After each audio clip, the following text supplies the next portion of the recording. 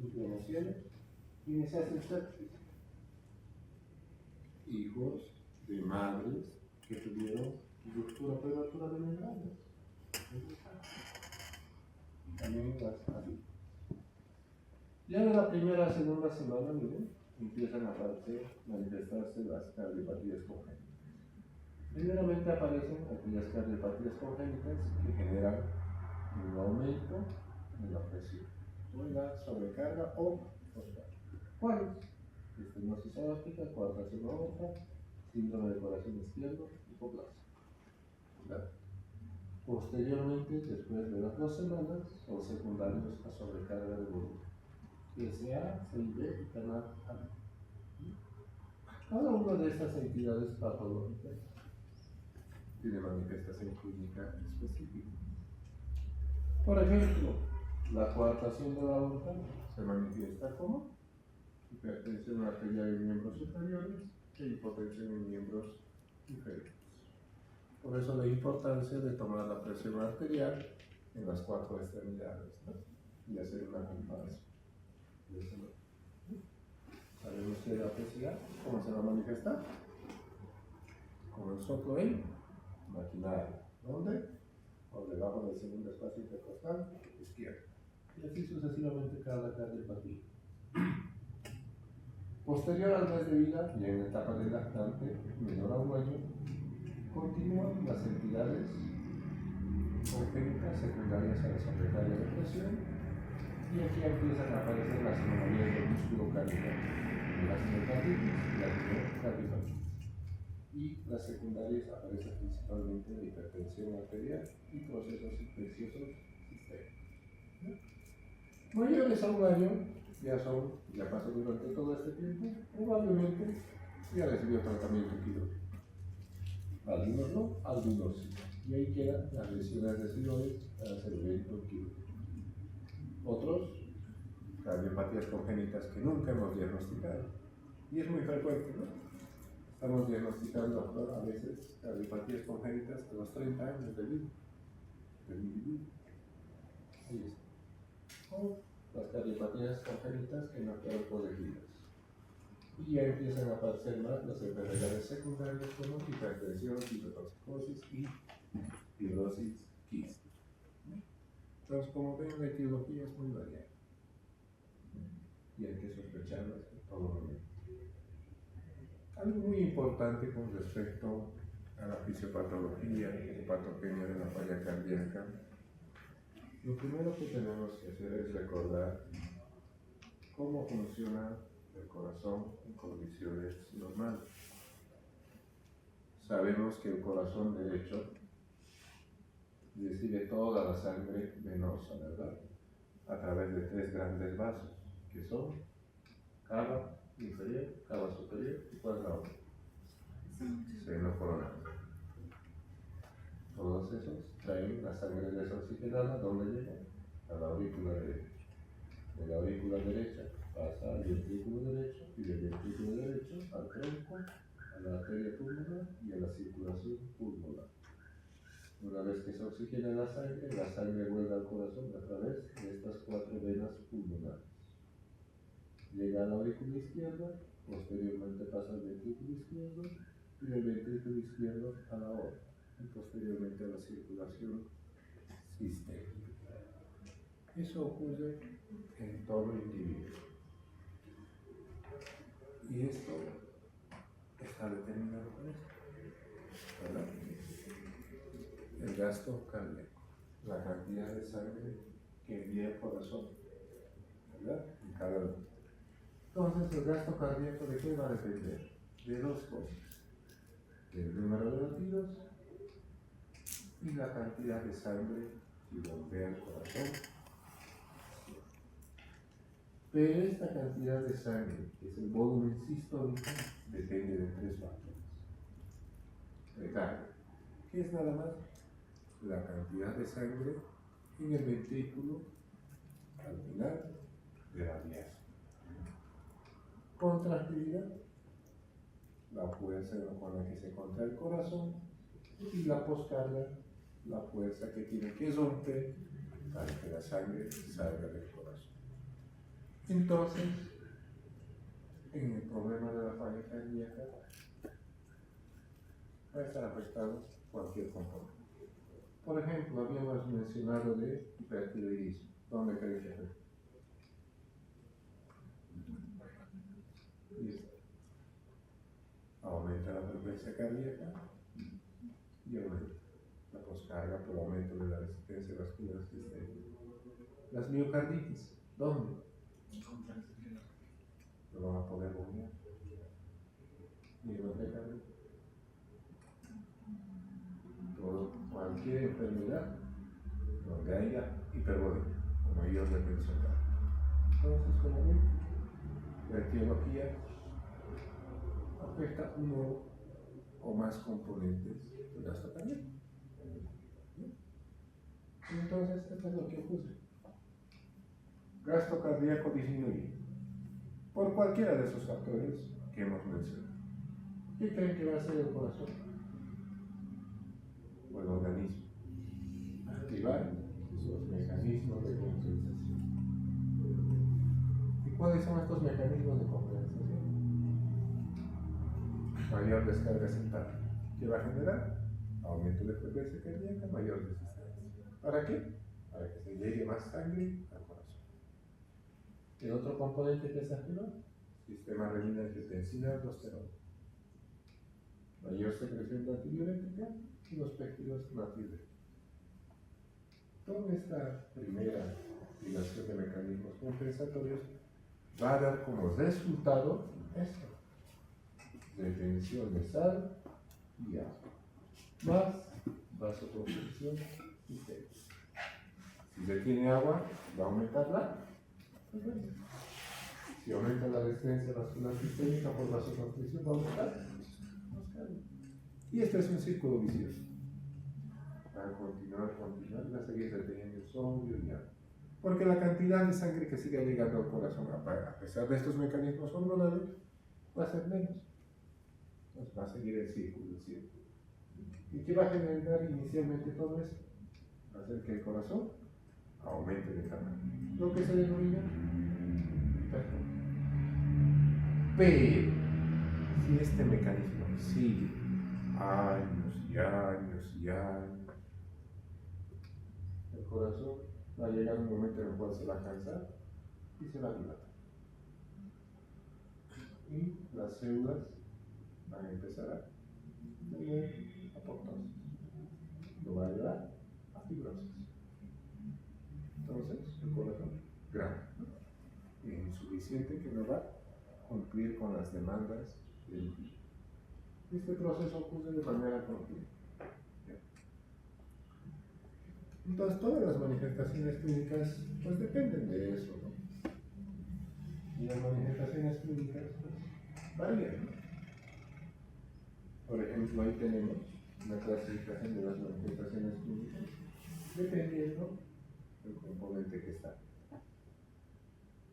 Si el corazón no late con fuerza, los pulsos van a estar débiles, la cantidad de orina baja y el ritmo de calor.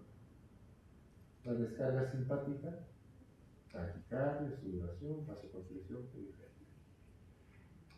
La retención de agua en el pulmón va a tener síntomas respiratorios como disnea, taquipnea, sibilancia, tos, cianosis o apnea. Y la congestión venosa sistémica, hepatomegalia, edema periférico.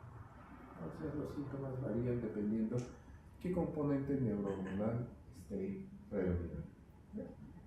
Otra forma también de ver las manifestaciones clínicas es a través de esta manera. La disminución del gasto cardíaco va a llevar inicialmente a esto. Son individuos que no suben de peso, son individuos que tienen talla baja y son individuos que tienen infecciones respiratorias recurrentes, cada vez.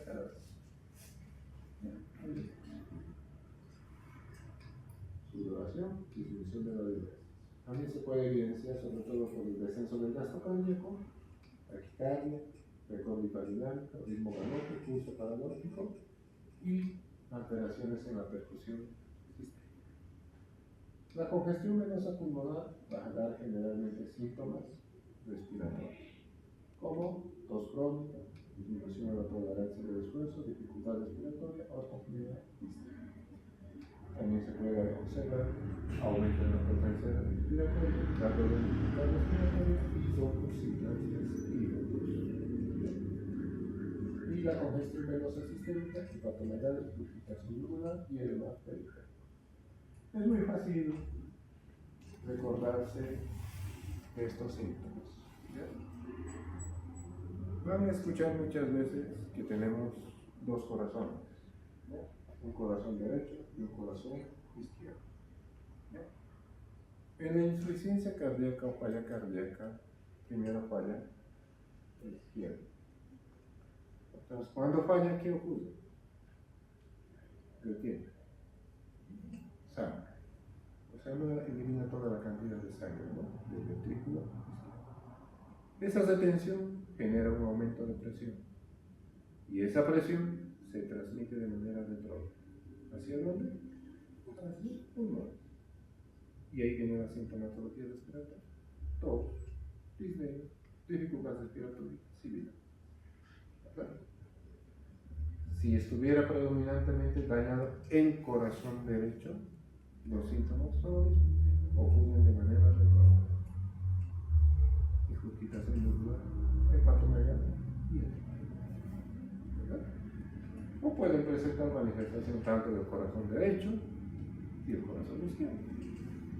Y existen muchos libros que hablan de una triada clínica. Taquicardia, dismoregaluta y en la radiografía cardíaca. Si tiene eso, es falla cardíaca. Entonces, dependiendo de dónde lo vean, la clasificación es muy variada. Pero también miren ahí, dependiendo también del grupo etario, los síntomas varían. Miren, fetal, en la vida intrauterina, hidrosfetal. ¿Y qué es eso? Anasalca. Anasalca, otro nombre, y se sabe. Y nacen esos bebés. Miren, neonatos, no pueden comer, problemas respiratorios, alteraciones metabólicas, acidosis y hipoglucemia. Lactantes y niños, miren, dejan de crecer. Algunos están panzoncitos, pero con la congestión total. No pueden hacer ejercicio e infecciones respiratorias. Y de aquí viene el término. Si el niño es un niño tranquilo y siempre está sentado, es que está enfermo, tiene algo. Un niño sano está corriendo, jugando, saltando, haciendo todo. Por eso, ¿veis? Intolerancia al ejercicio. Entonces, ¿qué va a hacer el niño? Sentado, apático, desganado. Ahí está. Y adolescentes, sobre todo, problemas de respiración e intolerancia a la actividad física. Entonces, también podemos tener eso. Dependiendo a la gravedad de las manifestaciones clínicas del individuo, miren, tenemos esta clasificación, ¿no? La modificada, ¿no? Para pediatría, la clasificación de Ross y pues la clasificación de la neurología que utilizamos sobre todo para adolescentes. Bien. En la clasificación 2, el tipo 1 no tiene síntomas, no tiene modelo. Hallazgo casual. No tiene revisión ni en el corazón ni tiene problema. Ahí está. En la etapa de 2, miren, empieza a aumentar la frecuencia respiratoria.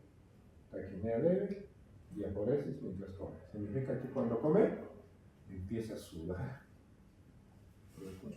y empieza a respirar más. Ahí está. Entonces hay que preguntar sobre todo a la mamá, cuando come, no se agita, no suda, ¿quién sabe? Y en la etapa 3, miren, y hay problemas con peso tal. La taquipnea aumenta. Y si hace actividad, ya se cansa. Y en la etapa 4, sentado, con problemas respiratorios, respirando. Entonces, como ven, esta clasificación de 2 hace más énfasis a la respiración. Y eso cualquiera puede evaluar. Entre mamá, papá, hermanos, ¿no? Si es que somos celadores. Y para los adolescentes, lo mismo, ¿no? Asintomáticos, disnea, durante la actividad física, el mínimo esfuerzo, y otros, lo mismo. Entonces, ¿cómo vamos a sospechar a este paciente? Haciendo esto. Porque el diagnóstico de la falla cardíaca es de esta manera. Es clínico. No es laboratorio. Tampoco imagino. Es clínico. Obvio que, como cualquier entidad patológica, solicitamos laboratorio, ¿no? Ahí está, el tejido natriurético, electrolitos, función renal, función hepática, marcadores de inflamación como la PCR, procalcitonina, alteraciones metabólicas. Entonces, en todo paciente con sospecha de falla cardíaca, lo ideal sería solicitar esto. Pero en estos medios no hay esto tenemos, es muy limitado. Pero a todo paciente con falla cardíaca solicitamos inicialmente esto. Habíamos mencionado que la principal causa era insuficiencia cardíaca congénita. ¿Cómo se manifiestan las cardiopatías congénitas?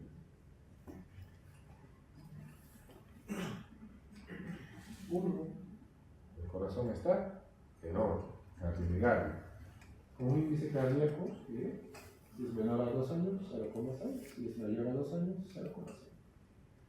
Muchas cardiopatías congénitas tienen manifestaciones así bonito. Ahí tenemos una tetralogía de Fallot que dice que se observa como una imagen de zapato suelo. Ahí está. El drenaje venoso anómalo de las venas pulmonares. ¿Cómo se ve? ¿A qué se parece esto? En Navidad hacemos o hacen mi muñeco de nieve, así se manifiesta. Y miren este huevo, que es transportación de grandes vasos. Muchas cardiopatías se manifiestan así. Con solo ver esta imagen, es eso. O con solo ver un corazón grande, ¿qué está pasando? ¿Por qué está tan grande? Entonces la radiografía nos orienta.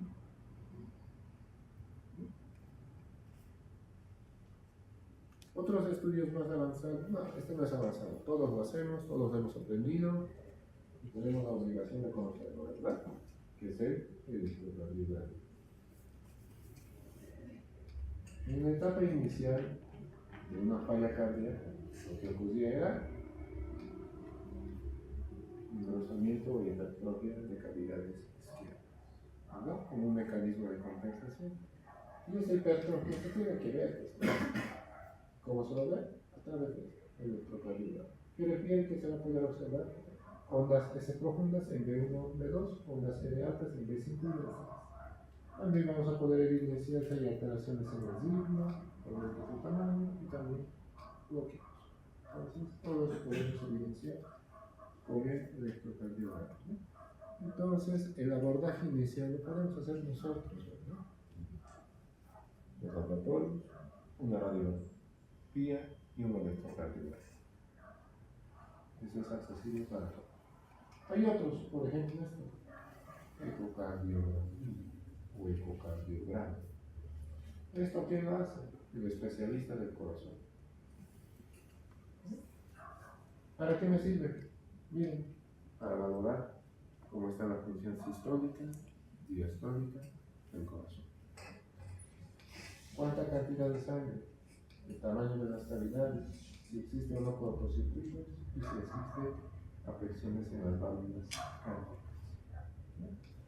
Sobre todo me va a dar una información de la estructura del corazón y el componente funcional, sobre todo lo que llamamos fracción de eyección y fracción de acorde también.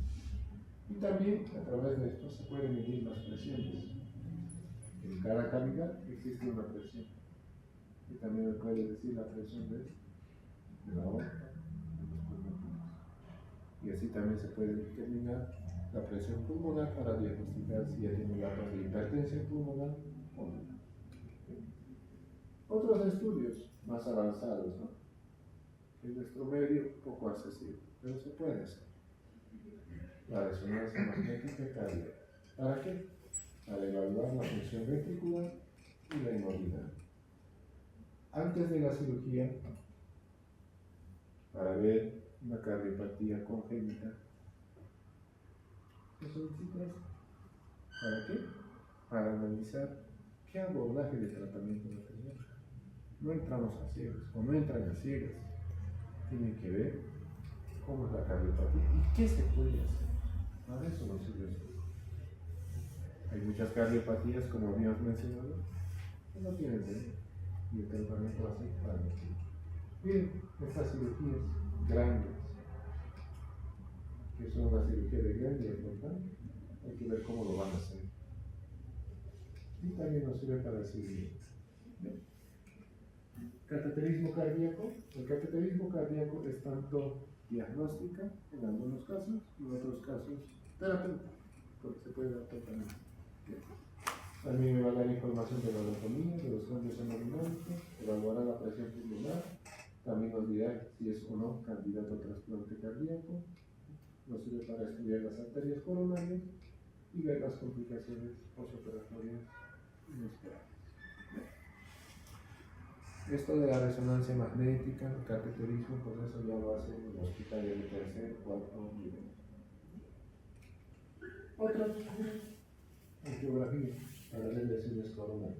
Cuando hay lesiones coronarias, Kawasaki. A veces también es necesario hacer una biopsia en la miocardio, miocarditis, enfermedades de linfócitos y fibrosis. Y también podemos solicitar estudios genéricos, sobre todo en aquellas miocardiopatías complejas, enfermedades mitocondriales, miocardiopatías sindrómicas y o metabólicas. Entonces, como ven, tenemos un gran arsenal de estudios que podemos solicitar.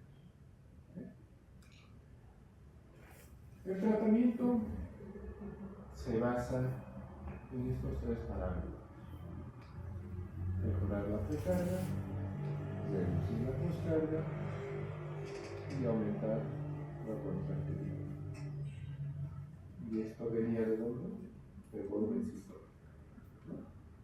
Y ahí para tener el componente de mejorar la frecuencia cardíaca. La etapa o los pasos para el manejo de una insuficiencia cardíaca se da en fases, específicamente 4. El manejo inicial o de rescate, que será en las primeras 24 a 48 horas. Objetivo: estabilización. Tratar las probables causas inmediatas. Fase 2, que se hace referencia a la estabilización, ocurre de los 7 a 14 días. Estabilización general y la preparación para el tratamiento a largo plazo. Fase 3, el tratamiento farmacológico crónico, sobre todo bloqueando los mecanismos neuronales.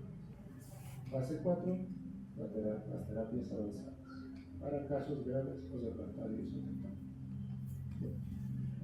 También el tratamiento va a depender si la falla cardíaca es aguda o crónica. Ahí el tratamiento, miren, es el mismo, solamente que varía el nombre.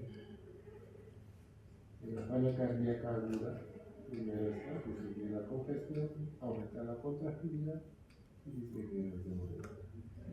En una falla cardíaca, primero está aumentar la contractilidad, disminuir la congestión y disminuir el ritmo. Entonces también depende cuánto tiempo vive el paciente con el problema cardíaco.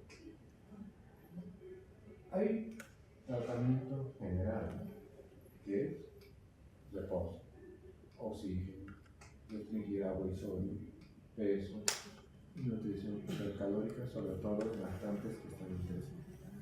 Estas son medidas generales que se aplican a todos los pacientes que padezcan falla cardíaca, ya sea neonatos, lactantes, preescolares, escolares o adolescentes.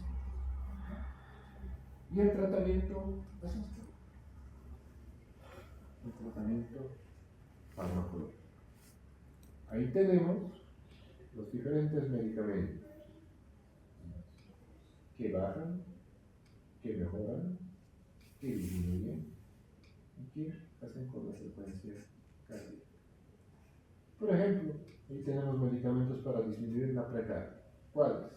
Diuréticos, IECAS, ARA2, antagonistas de aldosterona y los bloqueadores SGLT2, la que está de moda hoy en día, ¿no? También tenemos los vasodilatadores. Todos esos disminuirán la precardia. ¿Cuáles mejoran la contractilidad? Beta-bloqueadores y inotrópicos. Los inotrópicos, sobre todo, vamos a utilizar en pacientes que están descompensados e internados en unidades de terapia intensiva. No son de uso rutinario en sala. Vamos para ver. Aquellos que van a disminuir la poscarga tenemos IECA, ARA2 y también los bloqueadores SGLT2. Y los inotrópicos, sobre todo aquí tenemos la mildibona y los vasodilatadores puros como la hidralazina. Y aquellos que van a alterar la frecuencia cardíaca, tenemos primeramente la digoxina y beta-bloqueadores que bajarán la frecuencia cardíaca, y los inotrópicos y los vasodilatadores subirán. Entonces nosotros tenemos que hacer una combinación de todos estos medicamentos según las condiciones del paciente. Tal vez solamente utilice un medicamento para bajar la precardia, dos para subir la poscardia por la contractilidad y uno que dos para disminuir la poscardia. Y esos medicamentos dependerán mucho de las condiciones del individuo. ¿Ya? Pero el esquema general abarca la combinación de esos medicamentos. Y esos medicamentos se utilizan de manera crónica. Y obvio que van a tener efectos adversos. A veces el tratamiento farmacológico no basta, la enfermedad sigue progresando. Entonces, otra opción que tenemos es marcapasos. ¿Cuándo? Bradicardia sintomática, pérdida del sincronismo AB, y las taquiardias. En otros casos, el desfibrilador. Cardiopatías congénitas con taquicardia ventricular documentada o síncope y pacientes posoperados de tetralogía. También tenemos otra, que es la resincronización. Objetivo, establecer la conducción del dispositivo. Pueden estar en estos segmentos, pero en edad pediátrica no se ha visto todavía la eficacia. Hay terapias mucho más complejas, como esta, que es un bypass radiopulmonar, que solamente puedes de manera transitoria. Y los dispositivos de asistencia ventricular solo sirven como soporte. Y los niños están desnudos. Y en última instancia, cuando todas esas terapias fallan, los pacientes terminan en trasplante cardíaco. En nuestro medio, respecto al trasplante, no es común. Es raro que más en un paciente. Pero después del trasplante cardíaco, la supervivencia al año, 5 años y a los 10, 90, 80, 60. O sea, va disminuyendo. Y una vez que se trasplanta, pues no solamente se trasplanta, los inmunosupresores que tienen que incluir, las infecciones que conlleva y otros. Trasplantar se puede, pero está difícil. Y como cualquier enfermedad, la falla cardíaca se va a complicar. Complicaciones generales. Dejan de crecer. Y esa talla que perdieron, no lo vuelven a recuperar. Si quiere pequeño. No se desarrolla de manera natural. Pueden hacer el shock cardíaco, alteraciones en el corazón.